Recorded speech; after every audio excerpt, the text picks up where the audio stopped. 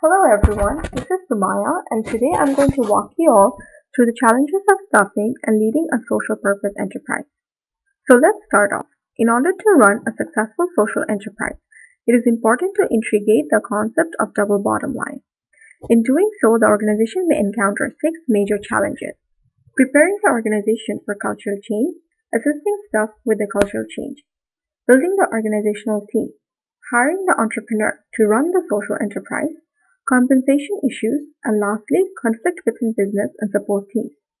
Now let's explore how these challenges can be addressed both before and during the development of a social enterprise. When preparing an organization for cultural change, it is extremely important for an organization to withhold its belief and philosophy of doing business. One example would that be of nonprofits incorporating the double bottom line concept. When making the transition, the organization may encounter three main problems.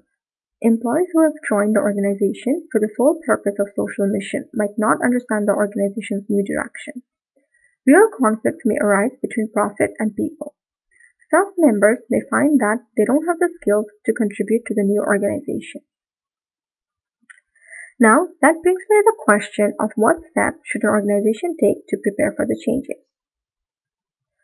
First, the organization can talk to similar social venture enterprise who have gone through this change so that the organization knows how to implement them and whether it is the right fit.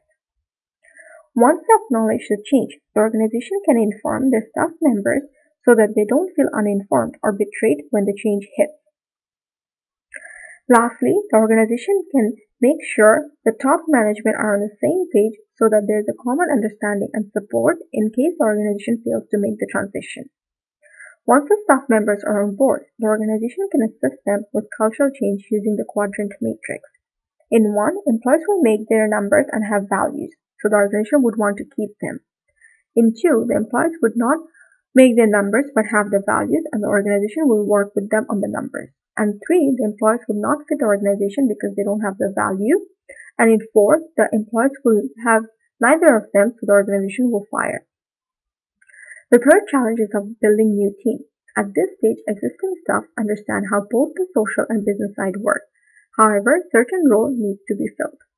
Visionary, who is responsible for the growth of the business. Financial expert, responsible to ensure the vision is fiscally viable. The entrepreneur is driven by the inner motivation to make the success of the business. The support service champion, to ensure the visionary's dream entrepreneur's implementation and the financial expert goals they all focus. The fourth challenge is to hire the entrepreneur for the enterprise. In doing so, the organization needs to make sure the candidate is an expert with extensive management and social experience.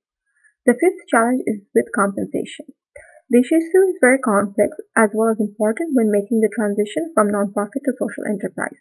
The organization should ask if it can afford the salaries and other needs such as vacation pay and the bonuses. They also need to figure out the pay structure, whether it should be based on positions or experiences. Finally, the sixth challenge, which is conflict within business and support team. The tension between the social staff and business staff will always exist.